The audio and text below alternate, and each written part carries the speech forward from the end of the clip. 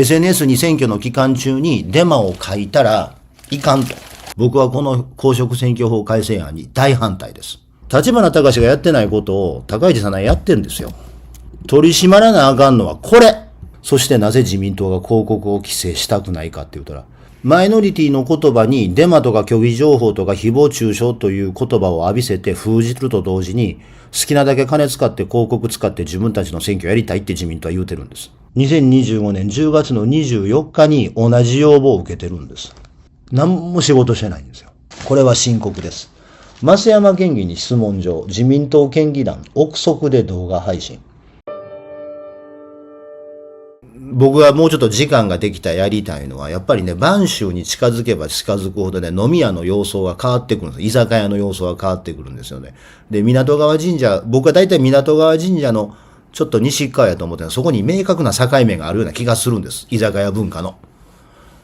で、要は新海地と三宮の文化の違いね。で、この境目がどこにあるのかというとことかね、こういうのを、もうほんま時間があってやりたいんですけど、お店の名前は出しません。もう怖い。元彦信者が。もうね、正直怖い。例の携帯持ち込みに関してね、元彦の。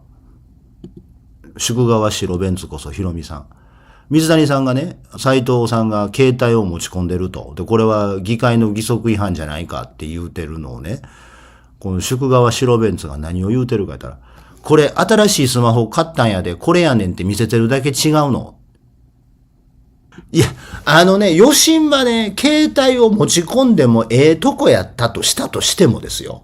遠いところから無言で、これ新しい携帯やねん、見てってやってるやつは気違いでしょ。いや、余震は持ち込んでええ場所やったとしたとしてもよ。いや、隣のおっちゃんにね、昨日携帯変えてんって見せてたらわかるで。そやけど、これ新しい携帯やねんって、それ気違いやん。もし持ち込んでええとこやったとしたとしても、スネ夫か。遠いとこの人に向けてスマホかざして、これ新しい携帯って言うて様になるのは、スネ夫かスティーブ・ジョブズかどっちかです。もうね、怖なってきてね、俺でもこんな悪口よう言わんわ思て。で、悪口やって、そんな悪口俺でもよう言わんわ言うたら、知事のことバカになんかしてませんよ、失礼な。そんなこと言ってわざと書き回してって。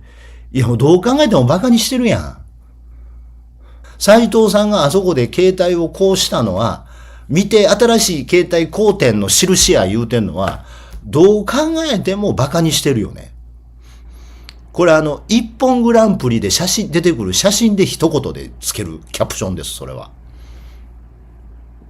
こんな悪口、俺でもよう言わんわ。悪口違う悪口。俺どう見ても悪口やん。どう聞いても悪口でしょ。で、悪口でしょって言うたの。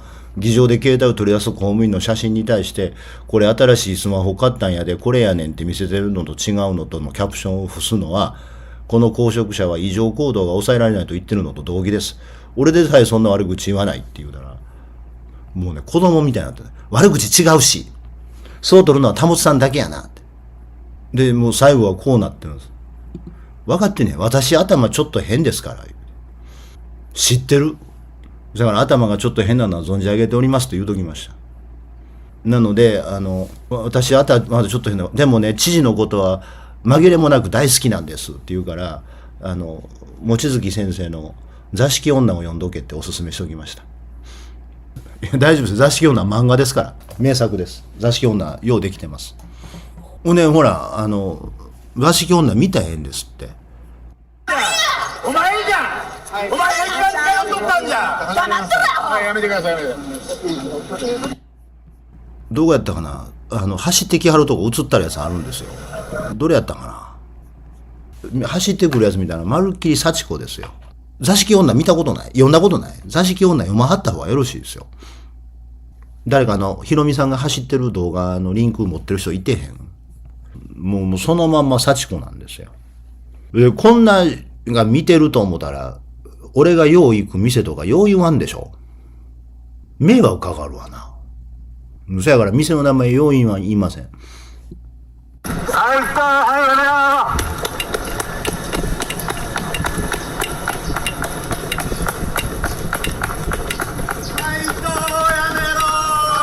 知事早めろ。斉藤やめろ。斉藤やめろ。斉藤やめろ。知事早めろ。斉藤やめろ。早めろ。まるっきり幸子やんけ。あれで紙袋持っとったら完璧やんけ。で、これ座敷女って漫画では、こうやって走ってくる幸子を撃退するために空手3段とかっていう大学生の男の子が蹴るんですよ。蹴っても倒れないの。で、倒れないところが痛いとも言わないの。痛くないのって聞いたら、本当の痛みを知っているからって答えるんです。もうなんかね、もうそう、元彦やるさかいなんかどっか行ってくれ。みんなで。もう淡路島とかでええやん、もう。で、淡路島でもうなんか UCC 飲んでたんやんな、みんなでずっと。だからパスナと元彦の島になったんやん。今日の本題やねんけど。まあそういう人を生んだのもね、2020年の兵庫県知事選挙が原因で、この間言論最前線で伊藤の田久保市長を追い出した、市民運動の先頭に立った関川さんのお話をお伺いしましたが、あの時にも話もありましたが、全国各地の自治体が兵庫のようになってはいけないということで、官民挙げて選挙に対する対策をしています。関川さんのお話で、なんでそんなんできたんですか言ったら、みんなでこんなことしたら兵庫になってしまうって言ってたからです。伊東の市議会議員の皆さんも、そこをちゃんと手続き踏まなければ兵庫のようになってしまう。兵庫のようになってしまう。兵庫のようになってしまうというのが、田久保市長を追い出せた伊東市の皆さんの合言葉やったんです。ねえ、知事選挙でもそうでした。その後、大型知事選挙というと、参政党が巻いたデマが吹き荒れた宮城県知事選挙。宮城県知事選挙ではどういうことか、ネットのデマを宮城の有力紙である河北新報が紙面を使って一個一個潰していったのよ。で、河北新報の合言葉も、河北新報が地元のローカル紙が頑張らないと、兵庫県のようになってしまう。兵庫県のようになってしまってはいけないから、河北はいろんなことをやったんです。で、河北は、合言葉は兵庫になってはいけないです。編集方針も。で、ここでは言えない。その言えないというのは秘密だから言えないではなくて、報道に携わる人間の仁義としては言えないんですが、河北は二度と宮城県内の選挙で兵庫県のようなことを起こしてはいけないという仕組みを今構築して、その民間の言論機関でとしてやれることをやろうとしています。合言葉は兵庫のようになってはいけない。で、ひょっとしてと思って、沖縄の南城市の市長にも電話かけたんですが、南城市の市民運動も兵庫がお手本、兵庫のようになってはいけない。セクハラで2回辞めた市長ね、南城の。で、北九州でもね、北九州市でも公益通報者保護法に関する兵庫みたいな事件があったんですよ。で、それに関してもその公益通報をした人を支えている市民運動は、負けたら兵庫みたいになるって言うて、もう兵庫みたいになっては終わりだっていうのが合言葉になる。全国各地の。で、それは、その各地方自治体、南城市とか北九州とか宮城県とか、その各自治体レベルではなくてね、国会でも議論されてるんです。その議論が昨日まとまりました。与野党で合意にしたんですが、SNS の偽投稿を、偽情報を違法にしようという法律ができ始めてます。SNS 事業者に対策を迫る公職選挙法改正案構成概せば SNS 事業者に対策を迫る公職選挙法改正で SNS を規制する言うてるんです。要は SNS に選挙の期間中にデマを書いたらいかんというようなことをいろいろやるんですが、ちょっとこれ後で15分動画でもこの法律の話はゆっくりするんですけど、僕はこの公職選挙法改正案に大反対です。要はね、これ何をしておうか言ったら、立花隆を取り締まってる法律なんです。立花隆や立花隆の言うてるようなことを信じるアホどもを規制する法律なんです。これはね。で、僕はそれね、罰則規定がないからダメだと言うてるんではなくてね、皆さんがというようなことを言いましょう。これ別に議論のために言うてるんではなくてね、立花隆は取り締まられるべきではないんです。公職選挙法で。すなわちどういうことかというと、2馬力選挙はダメですよ。2馬力選挙は絶対ダメですよ。それは数量規制違反だから2馬力選挙はダメ。自分の当選を目的とする活動以外を公職選挙法で許してはいけないっていう規制は必要です。すなわち、他者の誹謗中傷のために立候補すること、特定の候補を応援するようにすることっていうことでの、この2馬力選挙を規制するということは必要なんですが、今回の公職選挙法の改正案にはそれは含まれていません。今回の公職選挙法改正案に含まれているのは、虚偽情報の流布だけです。で、しかしながらね、この虚偽情報の流布というのは、僕は取り締まるべきではないと思います。虚偽情報の流布というのは無理です。しかも、今の公職選挙法改正案だと、アクティブに官憲が言論を確認して、これは虚偽だから取り締まるって言ってるんです。で、それはね、現実的に無理です。それはその特攻警察になるとか言論弾圧やという前に、原理的に無理です。例えば、立花隆、県民局長に関して、10年で10人と不倫した言うてるんですね。で、10年で10人を不倫したって言うてるんですけど、立花隆、後に、それが間違いだったってことを本人で認めてるんですよ。で、なんで10年で10人って言うたかって言うたらね、読み間違いやったんや。書かれた資料の。よう読んだら10年で10人って書いてないのに、名がおかしくて10年で10人って読んでしもたわけ。で、それはおそらく立花の言い訳やと思うで。立花が自分がアホなこと言うた責任を負いたくないというところから逃げようとしたね。言い訳やと思うよ。で、その立花が言うてることはおかしいんですよ。言うてることはおかしいんやけど、でもそういう勘違い、思い過ごしということは人間誰だって発生しうるんです。それをすべて虚偽情報だということを人間誰でも思い過ごし間違いということがあるという前提であれば、取締当局だって思い過ごし勘違いってことあるはずです。だからね、この公職選挙法改正で言うてることは何か言うたら、その10年で10人の不倫というのが嘘かほんまか確認する言うてんねんで。そんなんできる？どうやってすんのそんなん。その言論弾圧やとか萎縮を生むとかっていうはるか手前の話として、オペレーションとして不可能でしょ。で、しかもですよ、選挙って言うたらね、知事選挙は17日間ですけど、市議会議員選挙なんて1週間で終わるんですよ。1週間の間にそれどうやって調べんのそれ。国会議員選挙、衆議院選挙12日間ですよ。どうやって調べんのそれ。で、無理でしょ。で、これが僕が今回の公職選挙法改正案に対して反対の理由のその1です。で、その2。今度出る僕の本というか強調ですけども、おかげさんで政治カテゴリーでベストセラー1位になってますが、限界地方政治、ここの原稿でも僕書いたんですが、そもそもデマ、嘘、スキャンダル、ゴシップ、虚偽情報で有権者が大興奮になるというのが民主主義です。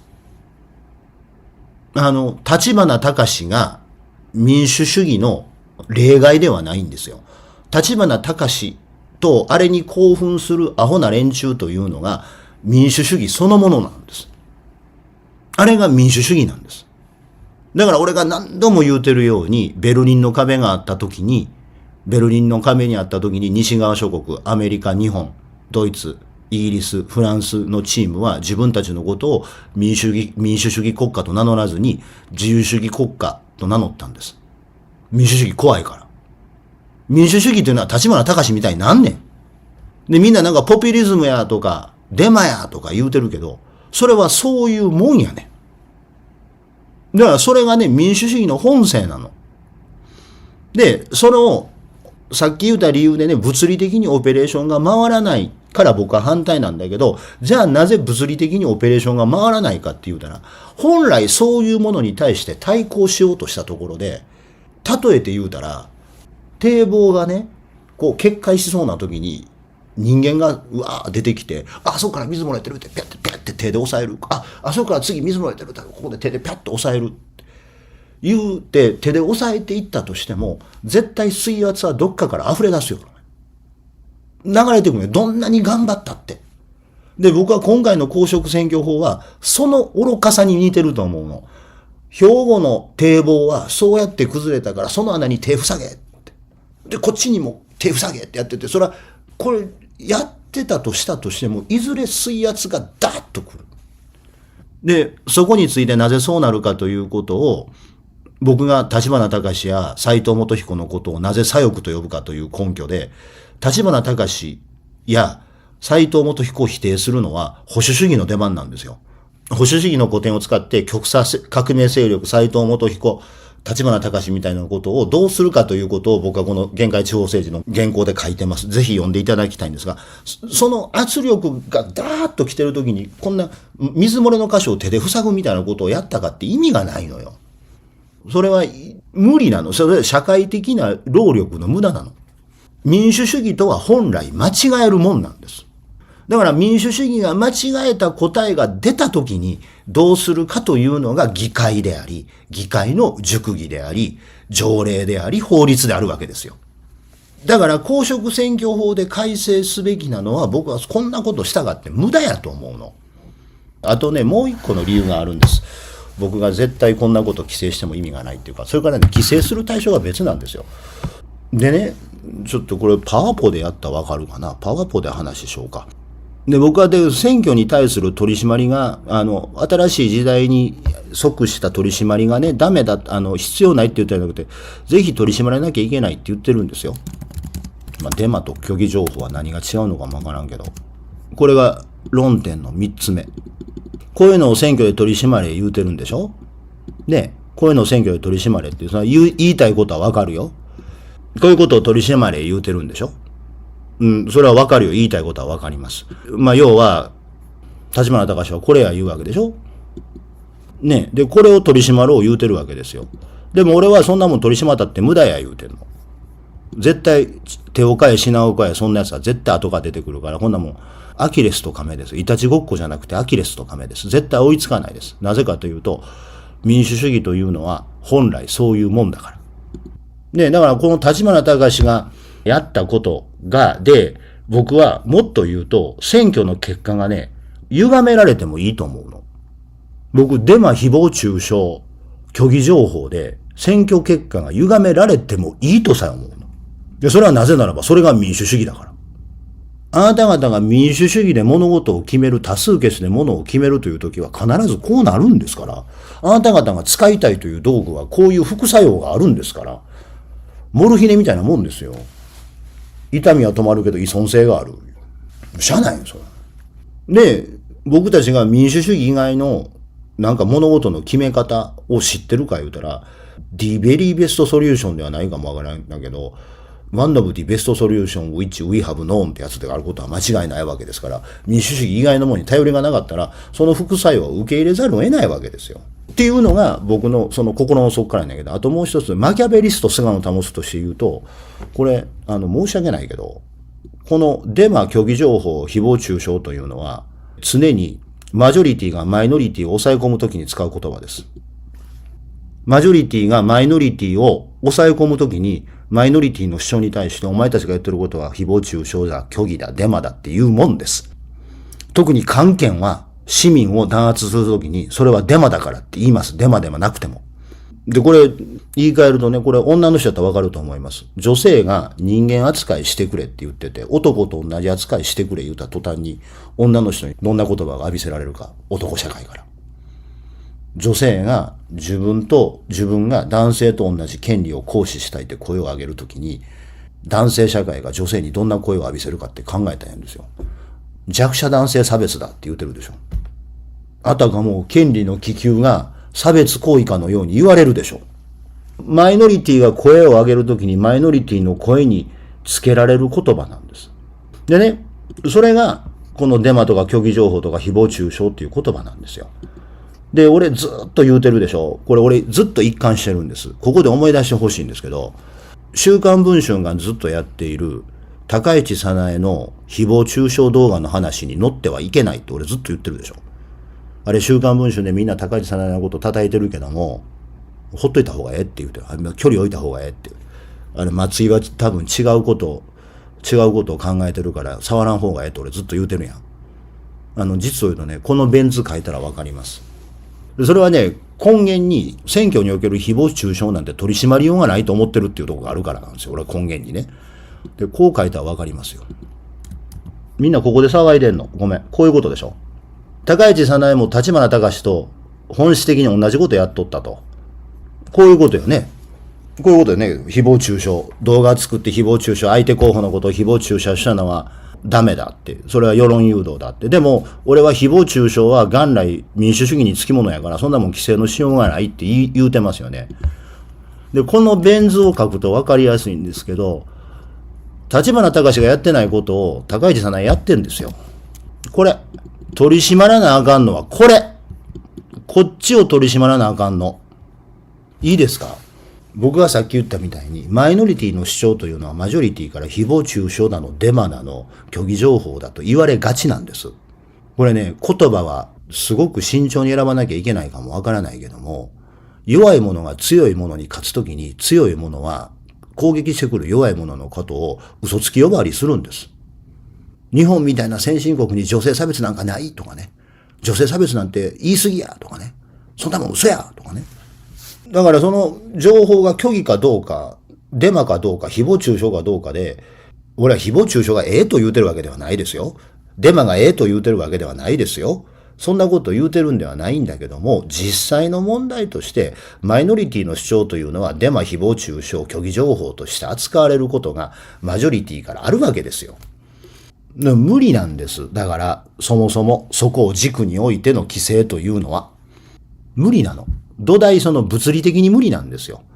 堤防の本流に抗うようなことをしてるのは無駄なんです。無理というよりも無駄なの。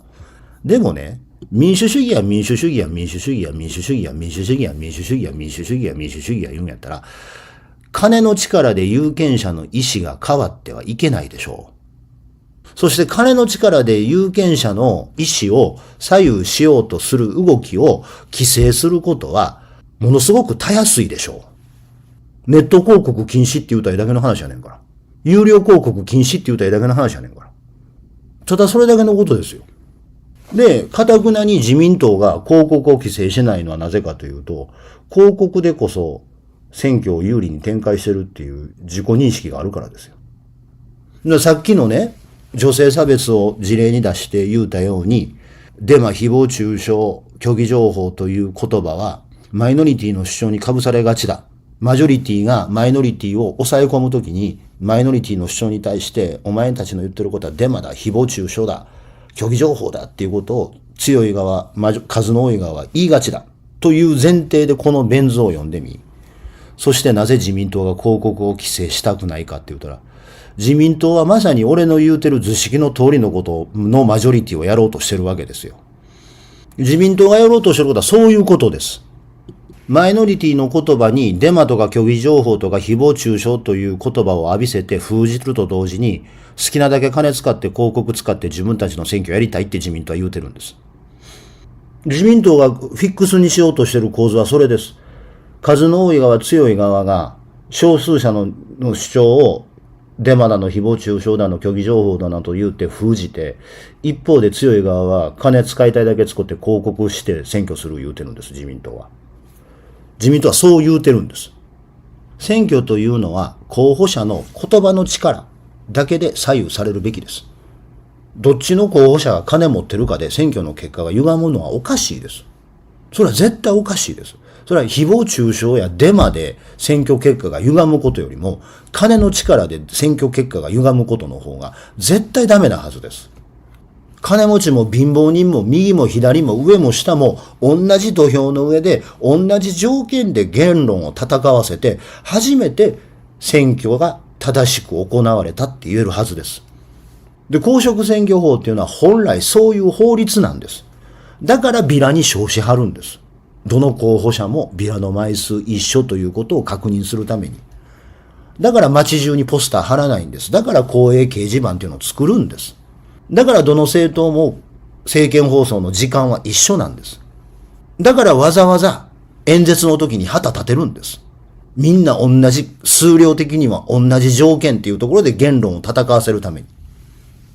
アナログの世界、リアルの世界ではそうやってわざわざスピーカーに木の札つけて1個しか使ってません。わざわざビラにシール貼って証紙貼って同じ枚数です。わざわざ公営掲示板何億円もかけて作ってここにしか貼れませんってやってて土俵をイーブンにしてんのになんでネットだけイーブンちゃうねん。それおかしいでしょ、それ。まず真っ先にあるのはそうでしょう。確かに兵庫県知事選挙で問題になったのはデマ、虚偽情報、誹謗中傷で、それは間違いない。で、それが凄惨な結果を生んだというのは間違いない。でも、民主主義を歪めてんのはどっちやねんって言うたら、広告なんちゃうの。で、繰り返しになりますが、デマ、誹謗中傷、虚偽情報というのは、マイノリティの主張にマジョリティが被せてくる言葉です。で、一方で広告は規制しないというと自民党の意図が透けて見えますよね。マイノリティの意見を誹謗中傷、虚偽情報、デマだという冠を使って抑え込んで自分たちは金を使って好き勝手民意を歪めたいという自民党の思惑通りに今この公職選挙法改正は進んでいるから、俺は今回の公職選挙法改正には大反対なの。菅野は立花隆みたいなのを野放しにするのんかって。はい、そうです。野放しにします。そっちの方が健全です。広告で意見が曲げられるよりも。じゃあお前デマ誹謗中傷、虚偽情報をほっとくのかって言われるよ。ほっとかへん。俺は改正案のプランがあるんです。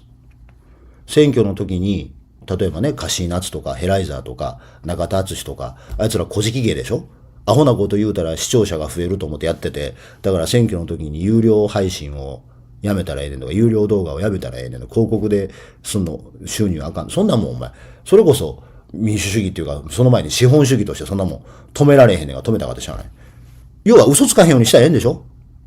金が儲かることをやめるとかやめさせる、それは無理ですよ。それは民意の本流を抑えるぐらい、誰かって金儲けの種は見つけてくんねんから、金儲けなんて止められへんよ。無駄なんです。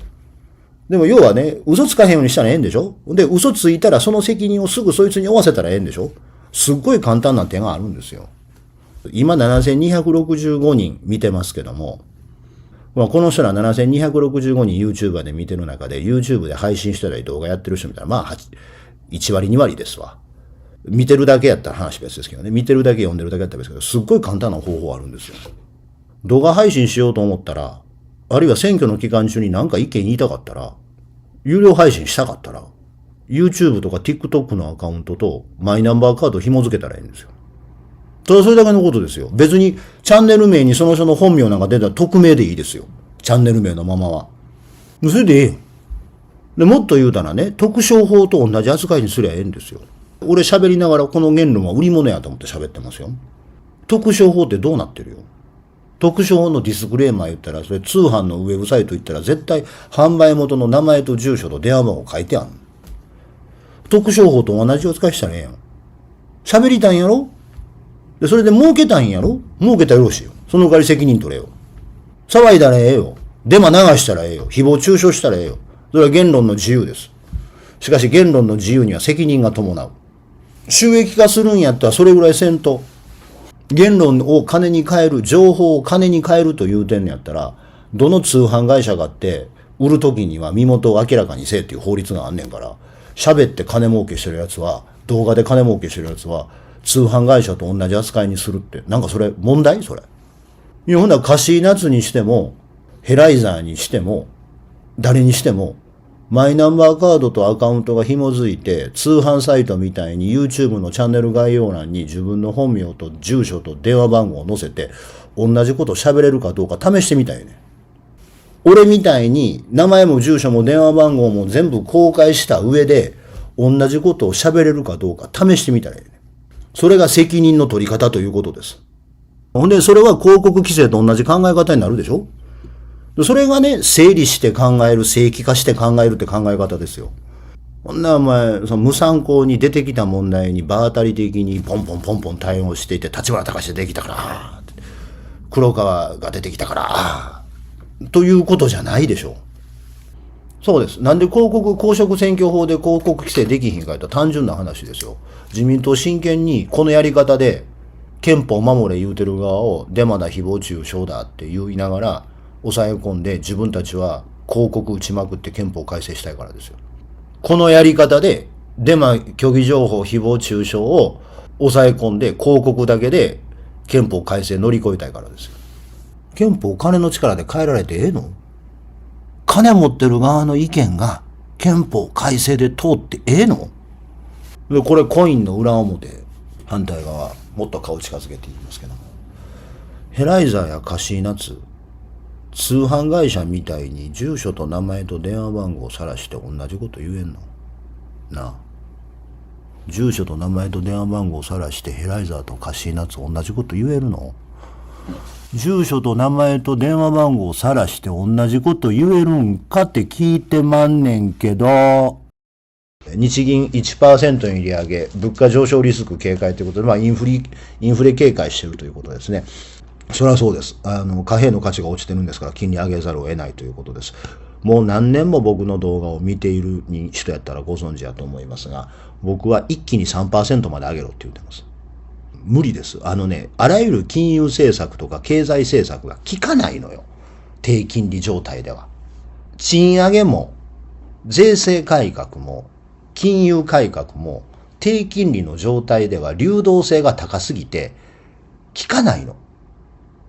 教科書に載ってない土俵になるのよ。で、住宅ローンが大変やとかって、それはいろいろあるかもわかりませんが、住宅ローンが大変なのはインカムが少ないから大変なわけでね。そもそも俺低金利下で賃上げってどうすんのかがわからんねんけど。で、もっと言うと、円安の状態で賃上げってどうやるの？経済学の教科書どこ読んでもそんなもん載ってないよ。無理ですよ、そんなの。アホみたいに低い金利で経済政策やるって、それどうやるのそれ。無理ですよ。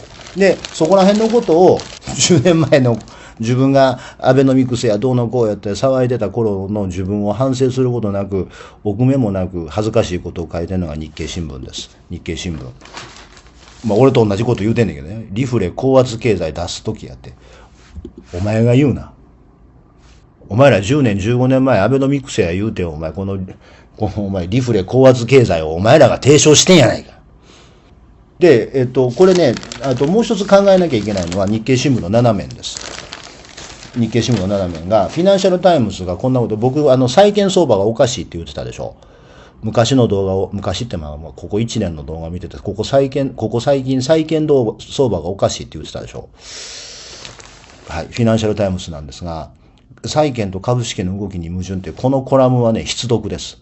このコラムを読むためだけにでも今日は日経新聞を買うべきです。債券と株式の動きがおかしいんですよ。普通、株式の利回りっていうのは、長期で見ると債券の利回りよりも高くなるはずなんです。で、しかしね、世界的に債券の利回りが上がってて、で、株式のリターンよりも大きいんですよ。で、これね、マーケットとして今、いびつな状態になってるんです。なんで世界中のマーケットがこんなにいびつになってるかって言ったら、キャリートレードできるからですよ。円の価値が低すぎるから。で、株価がバブルだからじゃないですよ。これ株価バブルじゃないですよ。要は適正なプライシングされてないだけの話でバブルじゃないんです。円のキャリートレードが世界中に資金を大量にばらまいてるからこうなるんです。中んづく合衆国と日本の金利差がこんなに激しいと、そらそうなりますよ。全然両方ともフェアバリューじゃないの。資金を日本に持ってきて円にドーンと変えて、その後ひっくり返した絵だけの話なんで。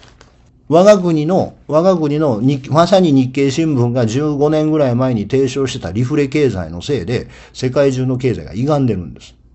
ゲームのルールを変えてしもてるの。で、誰も幸せにならない。特に住宅ローンって言うてますけども、日銀は僕は政策金利を僕は今やったら 4% まで上げるべきだと思います。一気に、しかも。明日から 4% っていうか今日から 4% って言うべきだと思います。それぐらい金利が重要。兵庫県のドクターヘリ運休回避をということで、田島の5市長が、県に要望書を提出しています。兵庫県を拠点とするドクターヘリの長期運行停止が懸念されている問題で、田島地域の5市長で作る田島自治会は16日、豊岡病院を拠点とするドクターヘリの安定運行を求める要望書を県に提出したということです。元彦、これで何もやってないです。で、隣の鳥取県がちょっとやばいということで、鳥取県が兵庫の分も飛ばす言うてくれてるんですけど、元彦は定例記者会見で、その鳥取の知事の悪口を言うという体たらくです。徳島県が調整するからそれ待ってるとか言うてるんですよ。元彦全く仕事してません。で、元彦は全く仕事してない証拠があります。これ、昨日の話なんですが、こちらをご覧ください。元彦本人の投稿です。本日、田島地域の市長、経済界の皆様をお迎えし、来年度予算に向けた政策要望会を開催しました。ドクターヘリの安定空港うんぬんって書いてるんですが、日付見て、2025年10月の24日、2025年10月の24日に同じ要望を受けてるんです。2025年の10月に受けた要望をほったらかしになって、何も仕事してないんですよ。何の仕事もしてないんです。去年の秋に要望を受けているにもかかわらず、何の仕事もしてない。で、自分仕事してなくて、やばいって思った鳥取県がやったら、それにふてくさされてんねん。いや、もうむちゃくちゃでしょ。そのアホを、斉藤元彦みたいな能力の低い気違いを応援するやつが、いかにしょうもないやつかということが、毎日新聞の阪神面に載ってましたのでご紹介しましょう。毎日新聞の神戸阪神面です。はい。生活費過大請求か、議員事務所に会社登記、維新、角県議。はい。元彦応援団の角県会議員ですが、生活費を過大請求してました。そんなもんですね。いや、そんなもんなんです。元彦を応援するようなやつっていうのは。あともう一つ。これは深刻です。増山県議に質問状、自民党県議団、憶測で動画配信。これは重要な記事なので、しばらく音読させていただきます。県議会の自民党県議団は16日、斉藤元彦知事の給与を削減する条例改正案への対応を決める議員団内の非公開の採決をめぐり、個々の議員の歳費を本人への確認もなく動画配信されたとして、県議会派躍動の会幹事長の増山誠県議に公開質問状を送ることを決めた。間違っていることを配信されたと憤る自民党議員もいる。動画はすでに削除されたが、切り抜き動画などが拡散されている。自民県議団によると、8日の会合で当初は賛成していた斉藤氏の給与減額の条例改正案について、改めて議論。出席者34人が無記名で丸をつける投票形式での採決では、賛成は15人にとどまり、継続審議を決めた。